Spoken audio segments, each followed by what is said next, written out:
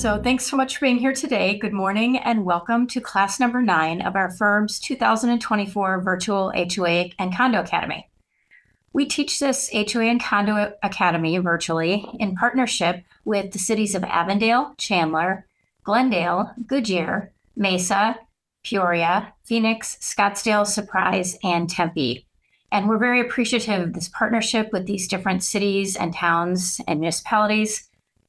Together, we are creating great free education for board members, homeowners, and property managers. So I'm very appreciative of this partnership and thank them for being willing to, sponsor these classes, these free classes for people in our industry who want to learn more. Okay, so just some starting points. My name is Beth Mulcahy, for those of you who might be joining us for the first time, and I'm the managing partner and senior attorney for the Mulcahy Law Firm in Phoenix, Arizona. I've enjoyed working with and representing as their legal counsel over 1,000 associations in the state of Arizona for almost 28 years. It goes by fast. I can't believe it's been 28 years. I also currently serve on my HOA board, and I have for many years. I have to add up the years, but I think it's 14 plus years now. Today we're going to start talking about the new laws in Arizona, the new legislative developments from the Arizona legislature in 2024. All of those laws went into effect on Saturday, September 14th. So we want to just give a quick little refresher on that. We're also going to talk about the status of the Corporate Transparency Act, which is a law that probably 99% of you are going to need to comply with by December 31st. And then we're going to move to our main topic today, which is the ABCs of enforcement for HOAs and condominiums. We're going to talk how to best handle violations in your community, fines, lawsuits, refusal of owners to pay assessments, and owners who make changes to their property but don't get approval first. Big no-no in HOAs and condominiums. We're going to cover all of these topics today. As always, feel free to submit your questions in the Q&A box on Zoom and the comment section on Facebook. All questions will be answered at the end of the session today. We're going to try to end the session right at noon today. And a friendly reminder, today's session is limited to one question per attendee. And we have a lot of attendees, it looks like, today. So great to have everybody here today. Okay, we started the poll a little bit earlier today because we're going to be really efficient with our time because we have a lot to talk about. And so it looks like we have the results here that we're going to be sharing with you in just a minute. But if you haven't voted yet, we asked you which city do you reside in, and then let us know your current role for your association. While these results are coming in, I'm going to briefly talk about the recent legislative session and the new laws. So, let's start out with that. Okay, Arizona legislature started their session in January of 2024. It was probably the largest in terms of bills introduced and longer sessions that we've seen in the 25 plus years I've been watching the legislation in Arizona. All of these bills that we're going to talk about here today went into effect on Saturday, September 14th. So anything we talk about today is the law in Arizona. So let's talk just briefly. I'm just going to do a quick little summary of this, and then my firm is going to be sharing with you just kind of our quick and easy summary that we have on this topic, maybe towards the end of the session today. Okay, so a couple things that you need to know about the new legislation. I'm just going to give you the quick, easy format, everything you need to know. These laws are kind of complicated, so I want to make sure that we try to make it user-friendly and easy to understand today. So the first one is there is a new requirement for meeting agendas in Arizona for regular board meetings. So this applies to planned communities and condominiums. So meeting agendas must be provided with the meeting notice to owners 48 hours in advance of a board meeting by hand delivery, mail, website posting, email, or other electronic means, or posting on a sandwich board at a community center or at the entrance of your association. So bottom line on this, when you send out your notice of meetings now for your regular board meeting or executive session meetings, you also need to include an agenda for that meeting. Okay, next one talks about any sort of fair housing violation language in your documents. So this is a weird one. I don't think this is going to come into play very often, but it's important that you know about it. Maybe your association is one of those that may have this problem. So it applies to planned communities and condominiums. And basically what it says is that if there's any fair housing violation language in your documents, so for example, maybe there's language in your documents that's discriminatory on its face, like it's discriminates against certain protected classes under the Fair Housing Act, like children or disabilities or maybe race or religion. If your association's CC&Rs or other documents contain this language, the board can remove the provisions in the CC&Rs that violate the fair housing laws without a vote of the membership. So it just gives kind of like the power of the board to go ahead and amend the documents that the language that violates the Fair Housing Act is in that document. And you just need a majority of the board to do that. There's also a procedure for homeowners who are upset about language that's in the CC&Rs that may be a fair housing violation. There's a process for them to go to the board to ask for the board to remove it. And if the board doesn't take action, then they have the right to take that action. So kind of an interesting law. Surprise this year, we hadn't seen anything, any sort of smoke signals on that in prior years. So surprising that passed so quickly this year, but I think it's a good thing for our industry. Okay, let's talk a little bit about changes to assessment collections. So every single year, there seems to be some sort of legislation that puts further burden on associations. This law applies to planned communities and condominiums. And this one is kind of what I would call not a good law that I'm seeing this year, in my opinion. Basically, a couple things that are okay about the law that I don't have any issues with would be that the board must exercise reasonable efforts to communicate with the owner and offer a reasonable payment plan prior to a foreclosure lawsuit being filed against the owner. So all of the form letters now that your association or your management company or even our law firm have in place for collecting delinquent assessments, we've now added a sentence that says if the owner wants to enter into a payment plan that's reasonable, please contact us to comply with this part of the new law. The other change to the law is part of the law that I think is not beneficial to associations. And basically what it does is it takes away the right for an association to lien for unpaid assessments, any late fees that are not authorized in your CC&Rs, or any interest charges that may be, charged, on your ledger for non-payment of assessments, or any self-help charges. So the bottom line on this is these type of charges that were normally lienable prior to this past Saturday, now we have to take the step where we have to go and get a judgment against the owner in a court. And once we get that judgment, then it becomes a judgment lien. So just to clarify, right now, associations can only place a lien on a property for unpaid assessments, late fees that are authorized in the CC&Rs, and collection costs, which are incurred by your management company. Anytime that you have attorney's fees, interest, self-help charges, or late fees that are not authorized by your association's documents, those are the type of fees that cannot be liened, and we have to go get a judgment against the owner for those fees and then record the judgment so it becomes a judgment lien. So that's a little bit of a change that is going to affect our industry. We've changed all of our forms, and we've had a lot of team meetings in our office to discuss how best to implement that new law. Okay, the next new law is a restriction on transfer fees. So, a transfer fee is like a capital contribution fee. It needs to be set up in the CC&Rs pursuant to state law. There's a specific law that says all the different aspects of the transfer fee language that needs to be in the CC&Rs.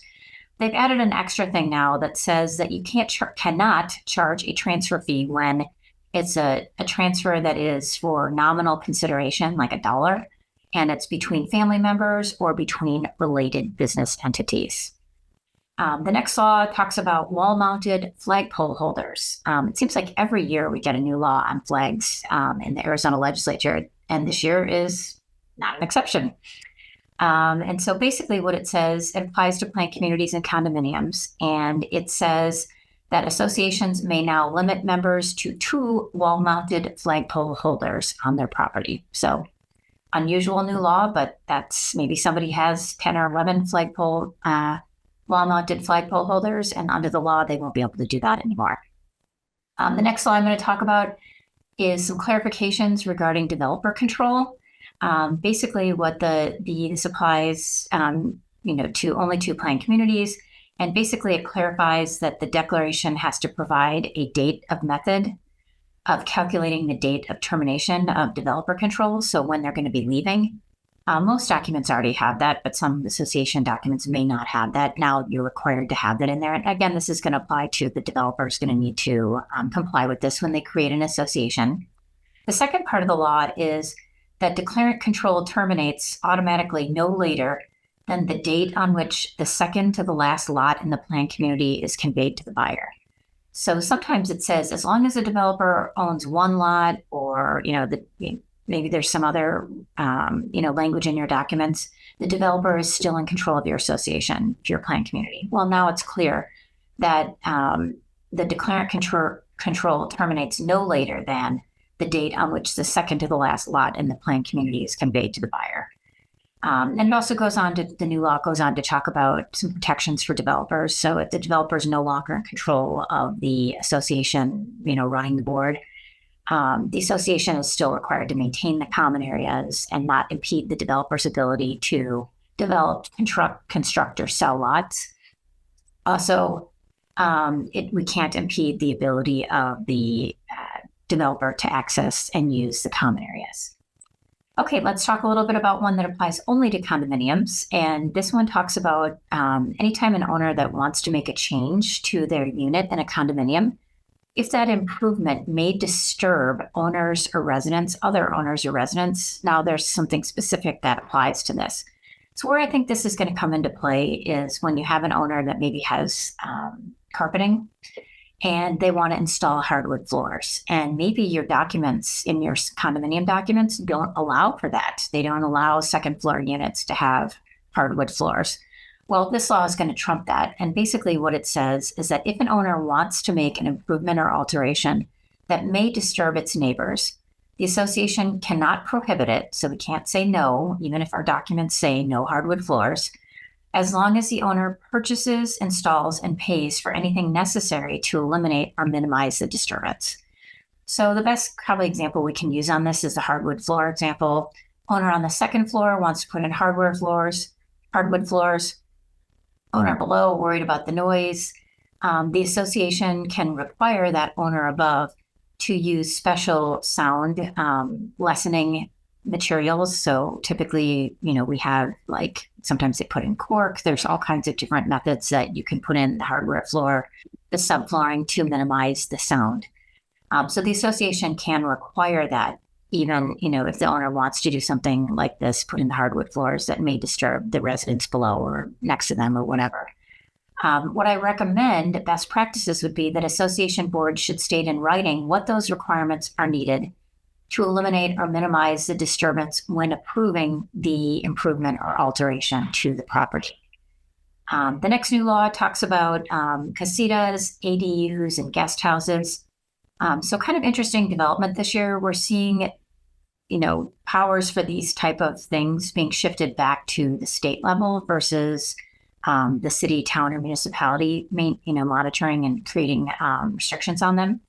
So basically what it says, the bottom line on this is no matter what the requirements are, whether it's a city, town, municipality, or state requirements regarding casitas, ADUs, and guest houses and the ability to have them, it doesn't matter if our CC&Rs have restrictions on those different, potential improvements to the property. So if our documents say no casitas, no ADUs, no guest houses, or our documents say they have to get approval, go through our approval process, we can still enforce that, even though the restrictions on those on a state level have been loosened. Same analysis on chicken coops, which is the next law. So basically what the law that passed this year says that municipalities cannot have a stricter prohibition on backyard chickens than specified under Arizona law. So in the past, maybe we had backyard chicken restrictions, in a city, town, or municipality ordinance. Now it's been shifted to the state. But it doesn't take away our right as an association to enforce any restrictions that we would have on chicken coops, et cetera. And it's kind of interesting just to hear what the state passed this year in terms of the statute. So it says that municipalities cannot have stricter prohibitions on backyard chickens than specified under Arizona law. Municipalities also cannot prohibit owners of a single-family detached dwelling from maintaining up to 6 chickens. Chicken coops must be enclosed and meet setback requirements. And if the lot is less than 1 acre in size, the chicken enclosure cannot be higher than the fence line. Roosters, fortunately, are still prohibited, and the chicken enclosure under this law must be cleaned twice a week. So what's the bottom line on the chicken law is that associations can still enforce restrictions that we may have in our governing documents on chickens, but we can no longer rely on the city code enforcement to enforce any of these new laws, on the chicken coops and chickens, number of chickens, etc. So associations really should review their documents to make sure that we have mechanisms to prohibit chicken issues if those are a problem in your community, because it would be real important for us to have that information in our documents if we want to be stricter than the state law. Okay, next thing we're going to talk about quickly, that's the end of the state laws. We got through a lot of those. That's, in kind of record time, 17 minutes, which is great. Let's talk briefly about the Corporate Transparency Act. Now, I taught a class yesterday in person at the city of Scottsdale, and we had a lot of questions on the Corporate Transparency Act. So we have our firm's overview of the Corporate Transparency Act, which we're going to be sharing with you shortly if we haven't already. And basically, here's the bottom line on the Corporate Transparency Act. 99.999% of the associations in Arizona are going to need to comply with it. So how do you comply with it? There's a couple of different ways. There's a form that you have to fill out that gives the government information about the board members' addresses, they have to provide a form of identification like their driver's license, their passport, and we have to provide that by December 31st to the federal government under this federal law. And so our firm is helping a number of associations with this process. We charge a flat fee to do that. You're welcome to reach out to our firm if you need assistance with this. I know that there probably are other law firms that are doing this, and I've heard that there's some CPA firms that are doing this and also management companies. The bottom line is we need to file this form by December 31st, 2024. Maybe the new law went into effect in January of 2024. All of the paperwork is required to be filed by December 31st, 2024. There are efforts by, different organizations to overturn this law and have it be found unconstitutional. However, I don't think that they're going to be successful in doing that before the deadline to have this filed. So reach out to our firm if you have questions on this or you need help filing the paperwork. It is kind of complicated to do, even though it's a simple form. It's, you have to get the information from all the board members, and then you have to get access to FinCEN, which we have to file all the paperwork electronically. So I would say, probably like 95% of associations are hiring a third party to help them with this process.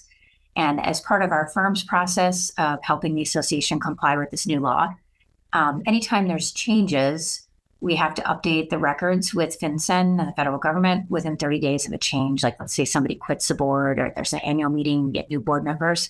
And so as part of our flat fee for filing the paperwork before December 31st, 2024, we also will update as many times as needed during the fiscal year of 2025.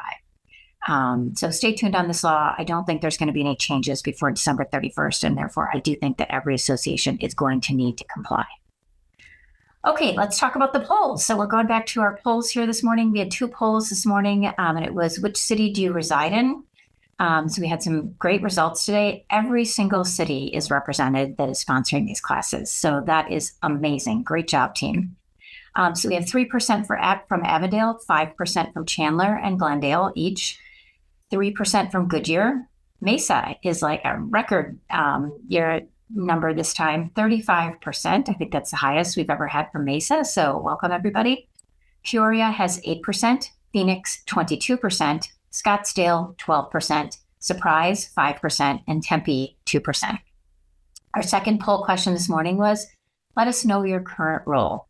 So 74% of you are board members today. That's kind of like a record high. I taught a lot of these classes since 2020 virtually, and 74% board members, that's very high. We also have 7% that are community managers, which is awesome. 14% that are interested homeowners, and 5% that are other. So great representation today of many different cities and of many different key players in our industry. So welcome, everybody. Okay, we also had a third poll question, I think, that we're going to be launching right now. And one thing that I think my team's going to be launching that shortly, it's what enforcement issues does your association struggle with the most? And so I think that's going to be up on our screen right now. Just give me a little feedback for, what issues are affecting your association right now. We'll give you a couple different choices. Rental issues, parking, maintenance of property, making changes to property without architectural approval, or other. So it'll be interesting to hear what sort of a feedback we get. The numbers are coming in right now, and it looks like we've got really good turnout, so that's great. Okay, so I actually see them right on my screen here. So short-term rentals and long-term rentals is 13% of you that are here today see that as a problem. Parking is 31%. Maintenance of property is 36%. Making changes without architectural approval is 49%. That's crazy. So I think I've got some suggestions on that, and then other would be 5. So kind of interesting how different violation issues change over time. I'm guessing, short-term and long-term rentals, that's always going to be an issue. Parking is always going to be an issue. Maintenance of property, I kind of expected that would be high at 36%, but making changes to property with architectural approval, half of the people here today are seeing that as a violation. So we'll want to talk a little bit about that. A couple of things I want to just mention as starting points.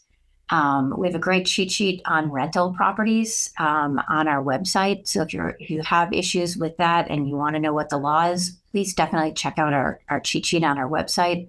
All of our cheat sheets are located at mulcahylawfirm.com, and we have a cheat sheet tab on the homepage. Parking. I want to mention one thing on parking because I think it's really important for you to hear. If you're an association that's a planned community and you have streets that are owned by the city or dedicated to the city, there's a law that you need to be aware of that is going to take away your rights to enforce on-street parking if you don't comply with it. So remember, there's 2 things that have to kind of have you fall in this category where it's going to be potentially taken away. Planned community and your streets are dedicated to the public or dedicated to the city. So you need those 2 for this law to apply to you.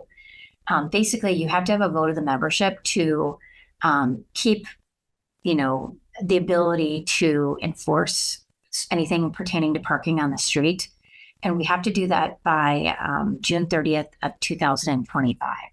And so if you're an association that's in that situation where you're a planned community, your streets are dedicated to the public, and you want to continue enforcing on-street parking, be able to enforce whatever's in your CC&Rs on that, make sure you're reaching out to our firm to help you with that process, because if you don't do it by June 30th, 2025, you will lose the right to enforce on-street parking in your community, planned community, where the streets are dedicated to the city.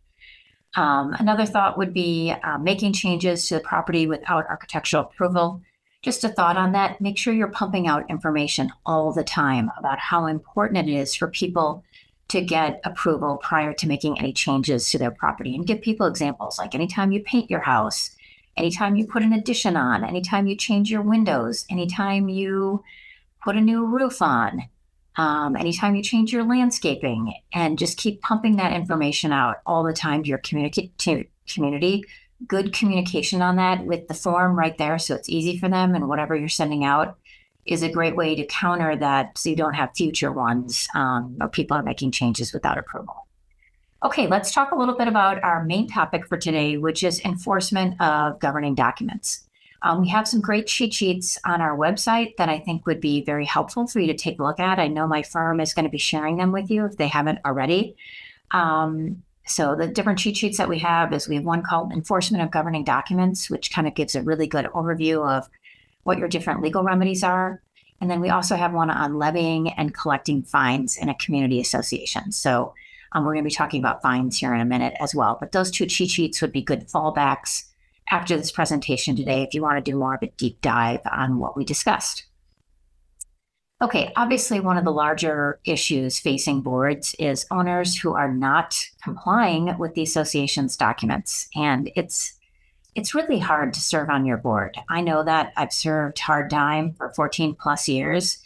And one of the things I think that's most frustrating for me as a board member is we have so many responsibilities serving on the board, right? We've got to keep our eye on the finances, make sure we have enough money, make sure that nobody's stealing money from our association.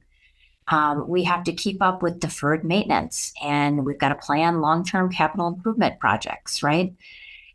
We have to deal with difficult homeowners who are unhappy about something or who have a lot of questions and who need a lot of our time to make them, keep them, from feeling unhappy about things in the association. And then on top of that, we have enforcement responsibilities for people who aren't complying with the documents, right? So it's like an extra because people don't want to follow the rules or because people don't want to pay their assessments or can't pay their assessments. We have this added extra burden to, pursue those violations because under our documents, we have a requirement to enforce the CC&Rs. And typically these type of restrictions are usually in the CC&Rs or in the rules. Okay, so here are some just common suggestions that we have if you have enforcement problems in your community. So typically, let's just start with like a violation. Let's give an example of somebody who has painted their house without getting approval from the association's board of directors. So typically what we see, it could be anything from parking to leaving your trash cans out to not maintaining your property. These are all good examples that would be, typical things that we see in our communities. And remember how it usually works is there's two ways that we know about the violations. Either maybe your management company does a drive-through or a walkthrough of your property once a month or once a week or once every 2 weeks. It just depends on what your management contract says. And you get a management company report on all the violations that are currently on the property and what they're doing on them. Or maybe if you're self-managed, or maybe if your management company isn't doing that and the board's more active than the management company, maybe you're getting complaints from other owners about violations on a property, or maybe the board member is just personally witnessing it. Like I know when I walk around my community at night, if I see a violation, I usually take a picture of it and just send it to our manager. So what's the process that we typically follow when there is a violation? So the first thing that boards typically do is they send a courtesy reminder letter to the owner. And this is kind of a nice, friendly reminder that, you have a lot of weeds in your front yard and you need to, weed your yard or maintain your yard and give them a short time period to correct the violation. In most cases, I would say that courtesy reminder letter results in them correcting the violation pretty quickly. If they don't correct the violation pretty quickly, then the next thing that typically happens is there's a more formal violation letter that's sent to the owner. Maybe the management company sends it, or maybe the attorney for the association sends it, or maybe if you're self-managed, maybe the board's sending it. So the next step is if that friendly letter doesn't do the trick, then we send a more formal letter where we actually start making some threats of, if you don't take care of this, here's what will happen. Maybe the file's turned over to our attorney, or maybe you're going to fine the owner. We're going to talk about fines in a minute. Maybe you're going to exercise self-help. We're going to talk about that in a minute, where the board goes in and cleans up the property. Maybe if it's a serious health and safety issue, maybe we're going to file a lawsuit or go to the Arizona Department of Real Estate to have them a complaint filed there. So there's a number of different threats that we can make in this formal violation letter. And one thing I want you to be aware of is that under Arizona law, we are required to put this sentence in every formal violation letter. And it basically says, and this is the language that the Arizona legislature makes us put in the letter, and probably your management company has this in there, our firm has this in there as a form.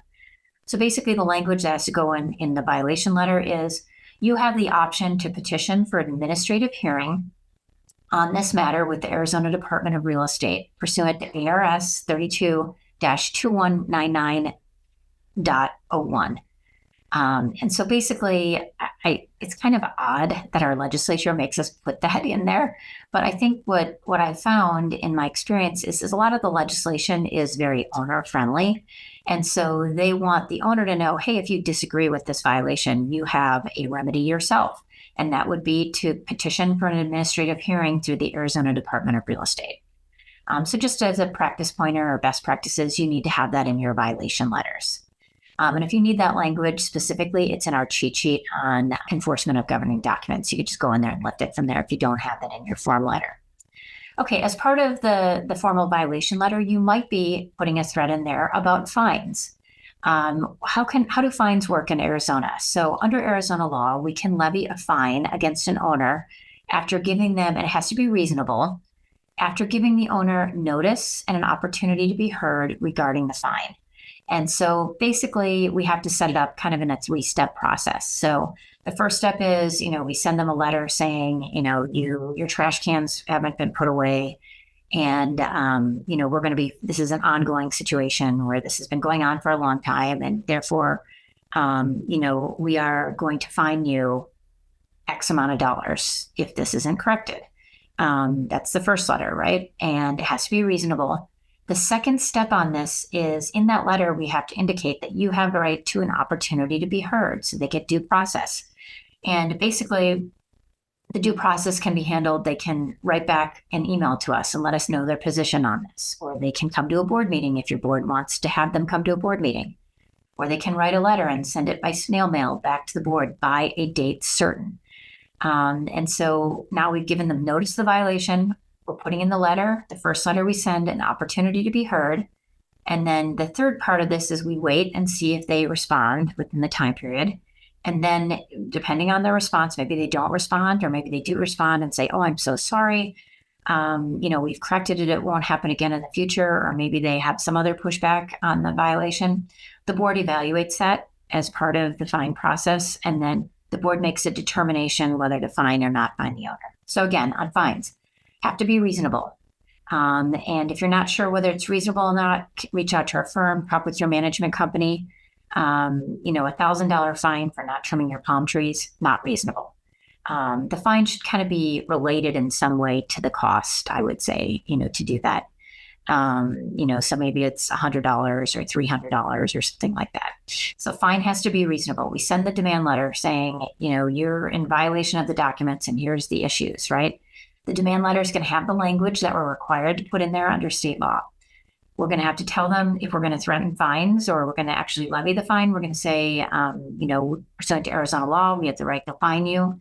Our fine that we anticipate is $100 or whatever the fine's going to be. You have a right to be heard regarding this fine. And you can contact us by email by 10 days from the date of this letter to be heard regarding this fine. And then you wait the 10 days and then you have to send, the board considers their response, and then you send out a fine letter if you're going to fine them, or, a thank you for cleaning that issue up and you're not going to be fined letter.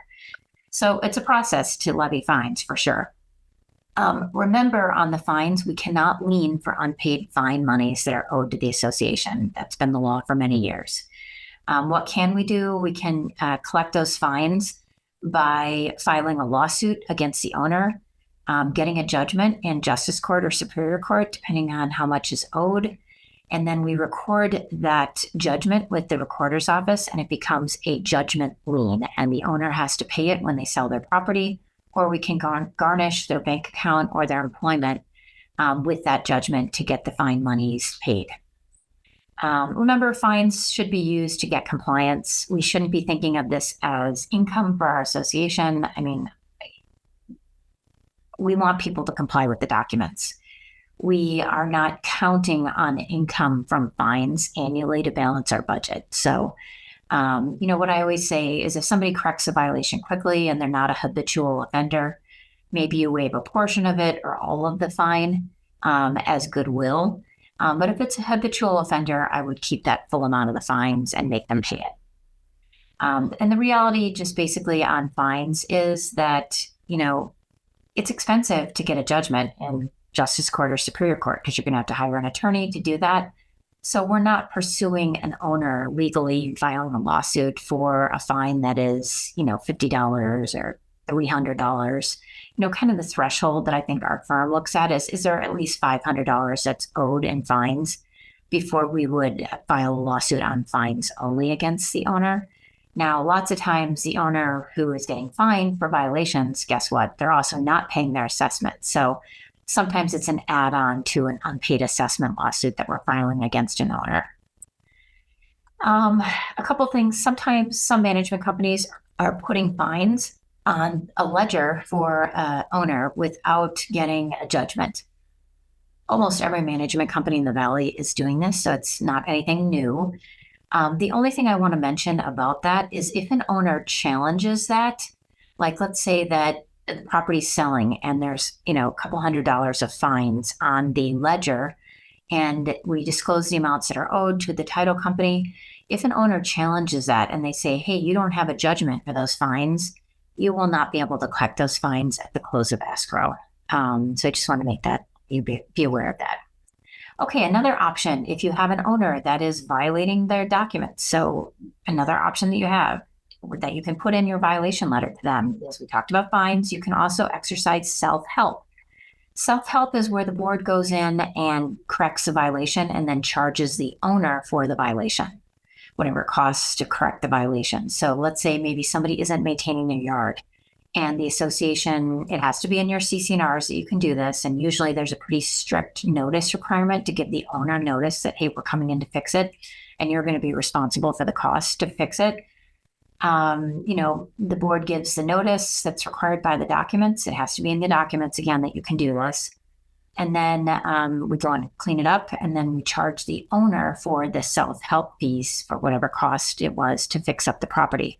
Now, remember, under the new law, we cannot lien for these self-help charges. So it's going to be the same situation as fines. We're going to have to get a judgment against the owner, and we're going to have to record that judgment in order to collect on it, either when the property sells, or we can go after the owner by garnishing their bank account or their wages. Another option that you have that you can be threatening in that demand letter is to consider filing a lawsuit against the owner. Now, obviously, you're not going to go straight to lawsuit without sending at least a couple of violation letters, but these are options that I need to tell you so that when you're making a decision about how to collect on, how to enforce the violations, that you have, at your fingertips all the resources. So filing a lawsuit is going to be for more serious violations that have been in existence for a longer time. And basically, it may be the only alternative to get somebody to stop violating the documents. In order to file the lawsuit, we file a complaint and a request for a mandatory permanent injunction against the owner. And basically what that does is we're asking the court to order the owner to do this, to fix it, to repair it, to not do something if they're doing a violation that's, like a nuisance to the community, stop having this nuisance. Usually the time that we have, if it's like a health and safety issue, we might be able to get in front of the judge under a TRO or temporary restraining order.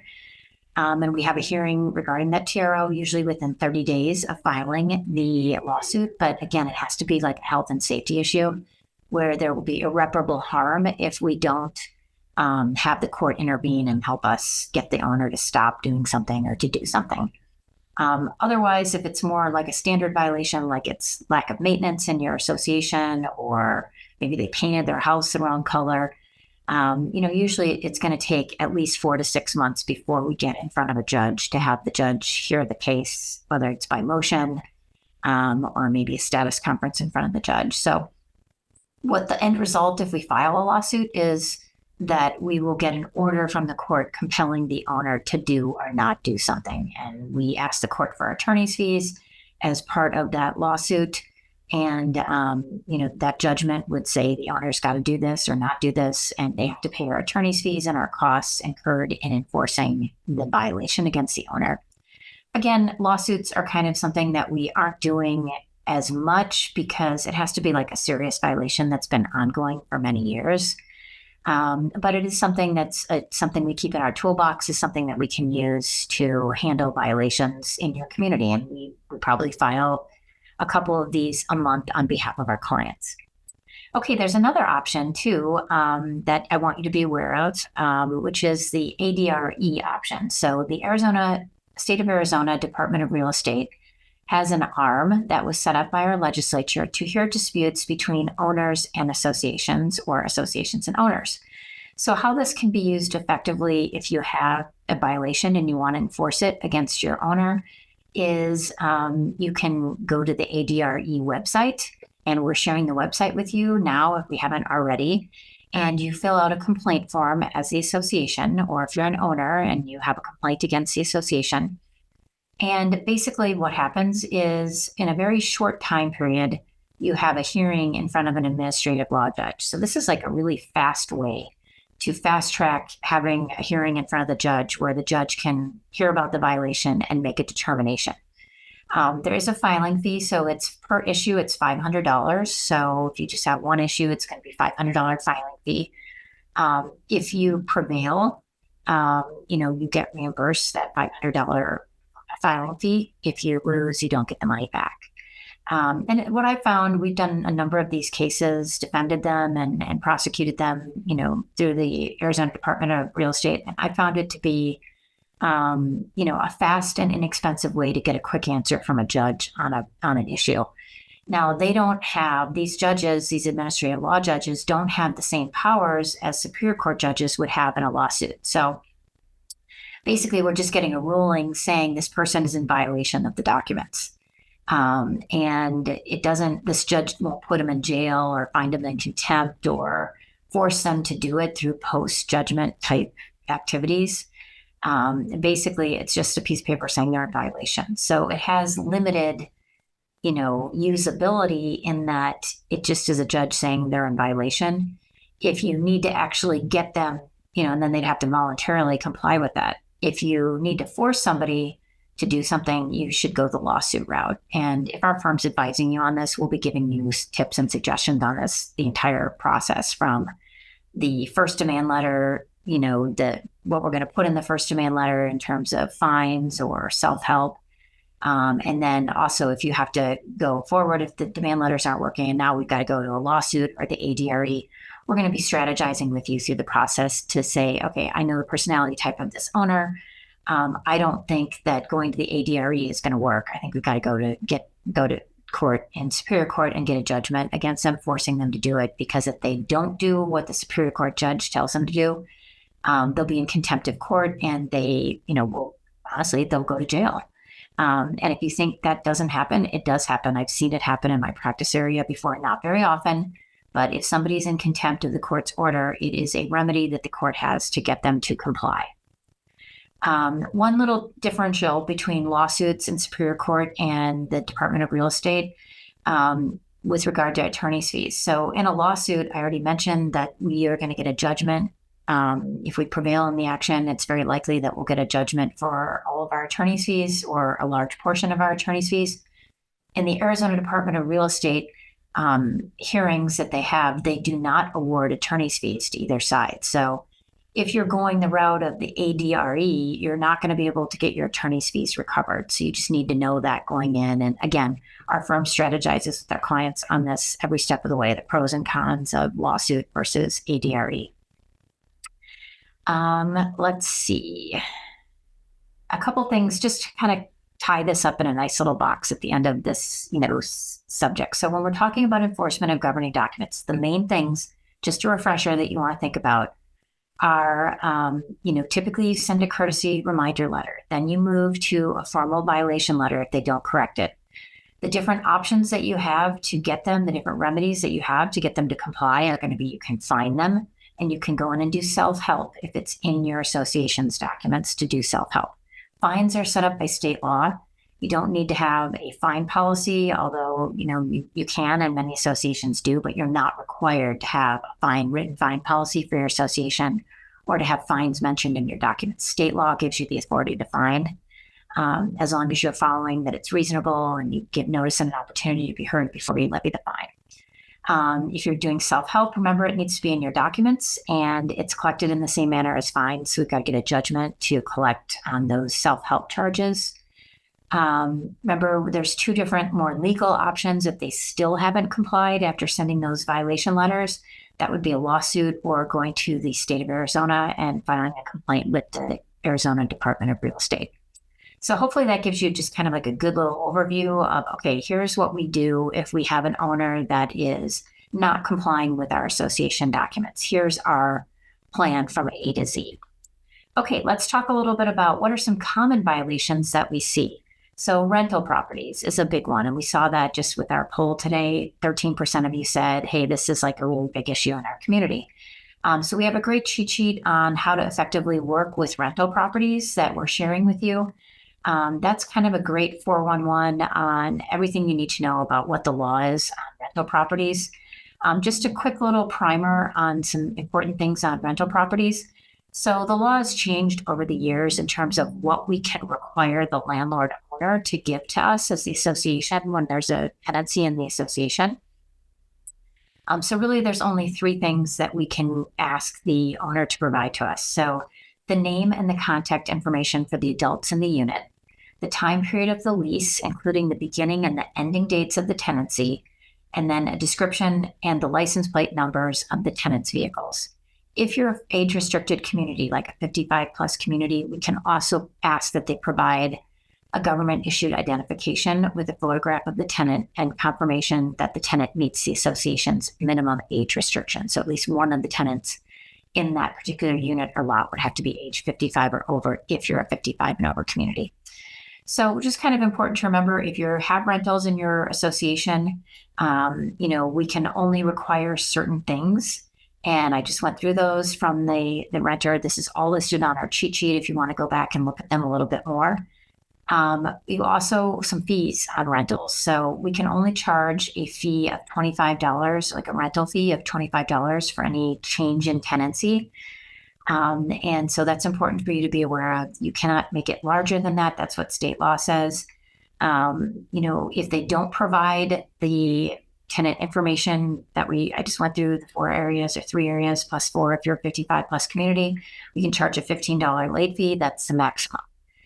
So it's really important to know that even if your documents say that you can charge more than $25 for each change in tenancy, you can't, because the state law, which applies to planned communities and condos, limits you to the $25 charge for a change in each tenancy. And if they don't provide it, you can only charge $15. You can't go off charging some high amount of fines. If the maximum is $15 if they don't provide that. Let's talk a little bit about short-term rentals, because that seems to be a big issue in our communities. Remember that when we're dealing with rental properties, you have to check what your documents say about them. So, if your documents prohibit short-term rentals, then you can enforce a prohibition on short-term rentals. So if your documents don't say anything about rentals, owners can rent however they see fit. If your documents have a provision like all leases must be a minimum of 30 days, you can enforce that in your documents.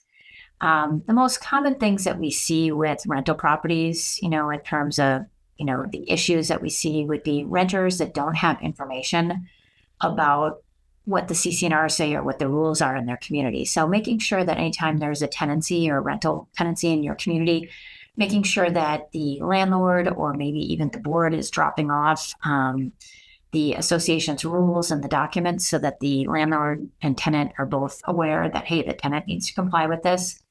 What do we do if we have a bad tenant? Meaning the tenant is just violating the rules all the time. We go to the owner.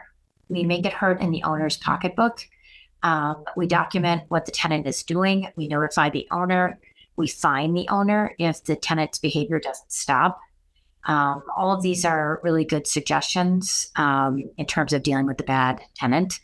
If your association's in that situation, please reach out to our firm. We have been enormously successful in getting the landlord to reality that they have to make their tenant comply with the documents. And basically the reality on this is, hey, if you don't have your tenant comply, what's going to happen is it's going to be very expensive for you, because there's going to be legal fees that are going to be charged. We're going to fine you. We may have to file a lawsuit against you, and you're going to have to pay all of this. And, we know that you're renting your property because you want to make a profit, or you want to have it as a placeholder in case you move back here in the future and you don't want to give it up.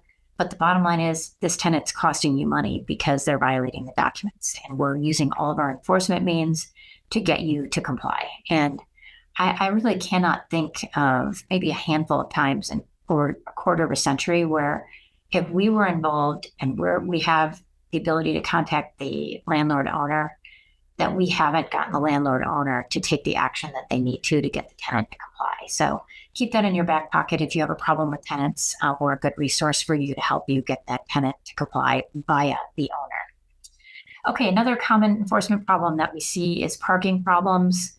Here's our kind of 411 on how to deal with parking problems. Number one, check your documents. What do they say about parking? Like, does it say no on-street parking? If so, then you can enforce it. The most common parking issues that we see as a law firm that helps associations is, overnight on-street parking, RV, campers, boats, commercial vehicles, trailer parking, in the driveway or maybe on the streets. All of these are the most common parking issues. Or maybe a family has 6 cars and they only have a 2-car garage and 2 spots in the driveway. So those extra 2 cars are, overflow into the street and they're violating the association's documents. Again, just use the same procedure that we've talked about here today. Enforcement letters, fines.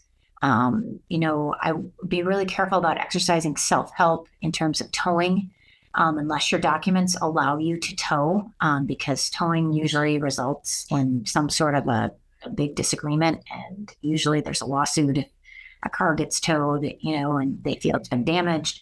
So I'm kind of wary on the towing. It can work in certain circumstances, like if somebody's, parked on a red curb and it's limiting our ability of the fire department to access the fire hydrant, of course, then we're going to be towing. But just towing a car that's parked on the street in the middle of the night, I'd be a little more wary of doing that. Who's going to enforce? So this is another big parking issue because a lot of these parking violations occur at like 2 a.m, right? And we don't typically have a board member or an owner who is, we don't have anybody out there looking, right? So typically, we get owners reporting these parking violations. Maybe your association has a security patrol that comes through every night and puts those bad stickers on the windows, telling people they're in violation of the documents. And those are very effective, by the way. Those stickers work. Or maybe your management company is patrolling once a week or something like that in the evening. That's kind of uncommon, but sometimes that does happen. So how are you going to find out about the violation and then who's going to enforce it? Typically the board is going to enforce it, but we have to find out, who's going to be patrolling at these times where these violations are easily discoverable. And then really, how to enforce it. We talked about for parking violations, it's letters, it's fines after notice and an opportunity to be heard. Towing is kind of sticky. We talked about that. Be careful on towing.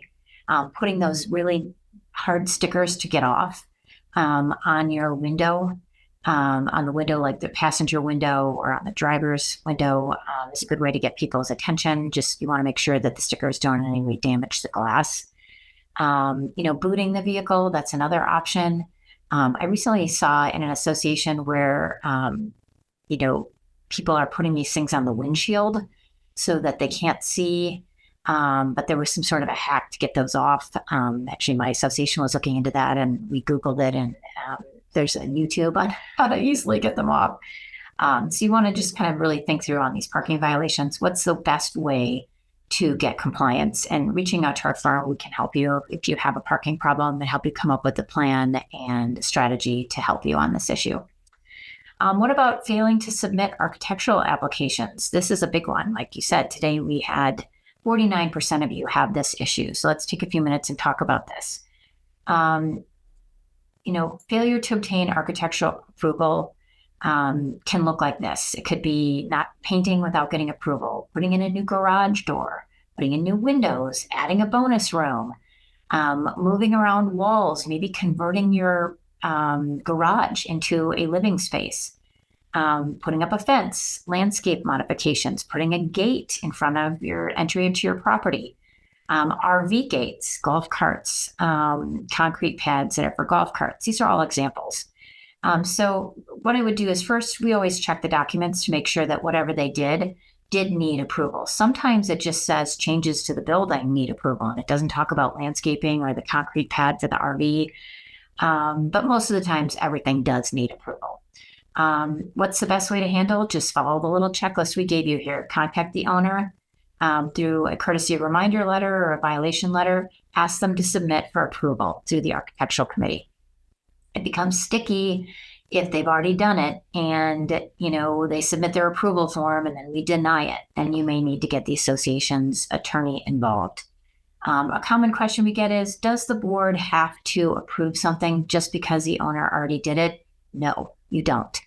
It does add a layer of difficulty, though, because if whatever they did is really expensive, they're not going to want to remove it. We may have to go to a lawsuit to get them to remove it.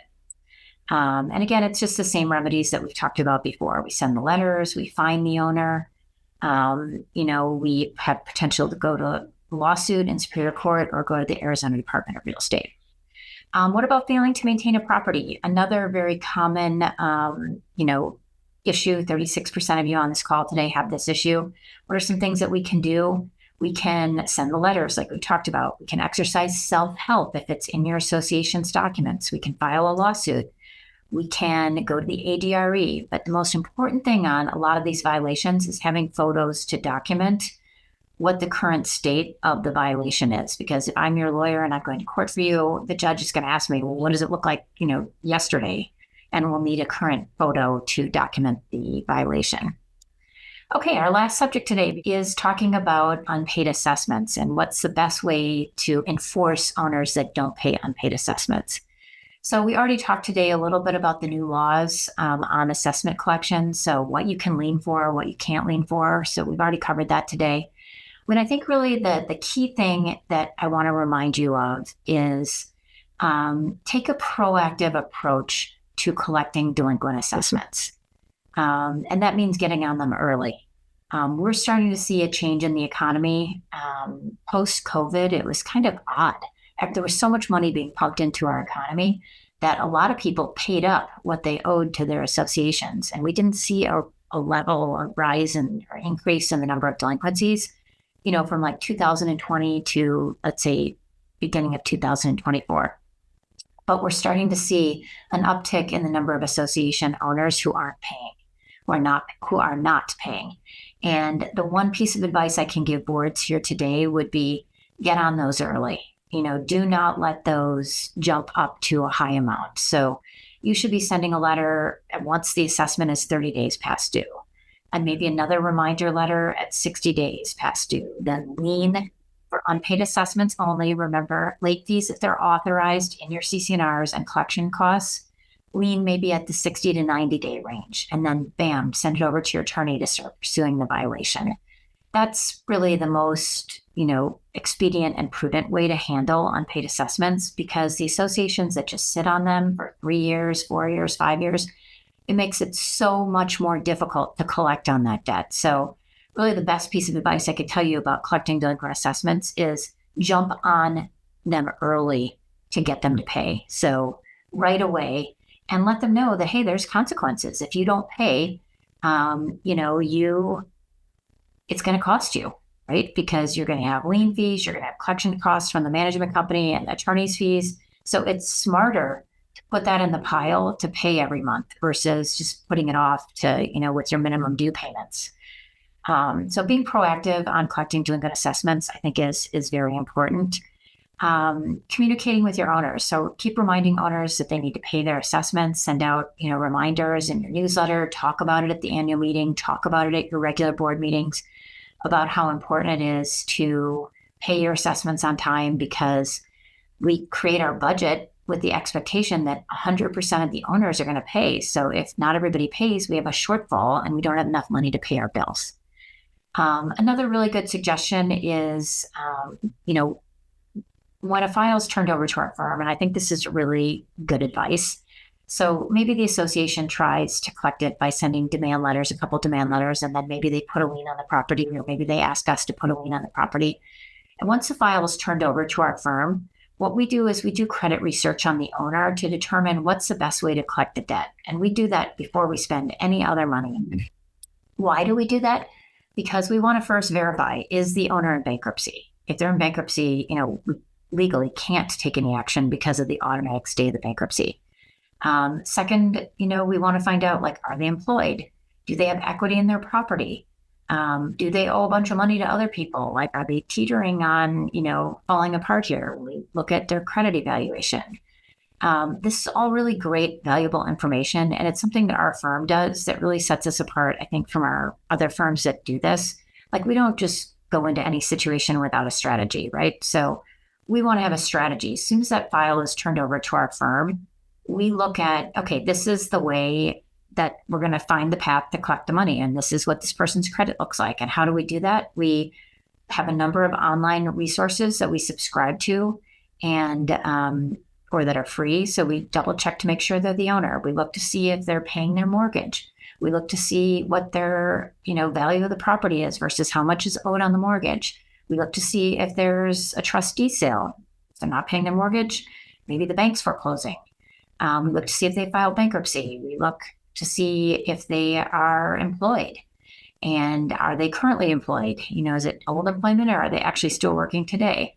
We look to see, do they have any other judgments against them? These are all things that we're looking at on the front end. And then we come up with our strategy to collect the debt. And to be real with you, with this new legislation that just went into effect on Saturday, we're kind of changing a little bit our strategy. So once the file is turned over to our firm, we do this credit evaluation. And then we're going to come back to the board and we're going to say, okay, we're going to send one letter. And the letter is, of course, going to include the language about if you want to do a payment plan, you're welcome to do a payment plan. But after that letter, then we're going to make a decision, because under the law, we can't lien for unpaid attorney's fees. So we don't want to rack up a bunch of attorney's fees, because we can't collect them unless we have a judgment, right? So we're sending a letter from the law firm is going to be our standard procedure. And then if they don't pay within 30 days, then we either go to justice court to get a judgment against them. And there's going to be kind of when we go to justice court, it's typically because we know we can get the money by traditional means, meaning like they're employed and we can either garnish their wages or their bank account. That's going to be our threshold if we're going to go the justice court route. And we just get a piece of paper. We record that piece of paper saying, I have a judgment against Johnny Appleseed, and then we go straight into garnishing their bank account or their wages. If we don't have like an easy path to employment, or we know where they bank and they're solvent, then we go the foreclosure route. And basically in that case, we're only foreclosing if the owner has equity in their property, significant equity. So at least 30 or 40 grand in equity in their property.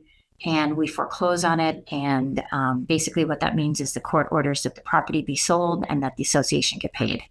Now there's two outcomes that typically happen when there's a foreclosure. Either the owner pays up, they find the money and they pay up, or it goes to a sheriff's sale and a third party buys it and we get paid in full from the third party. And so there's lots of remedies for owners that aren't paying assessments. Keep an eye on this going forward, because we anticipate that in the rest of 2024 and 2025, we're going to see an uptick in the number of delinquencies in your associations. So we're really encouraging you to be proactive and take a proactive approach on collections, as the economy is changing. Thank you so much for being here today. Really appreciate you taking the time out of your day to make your community better.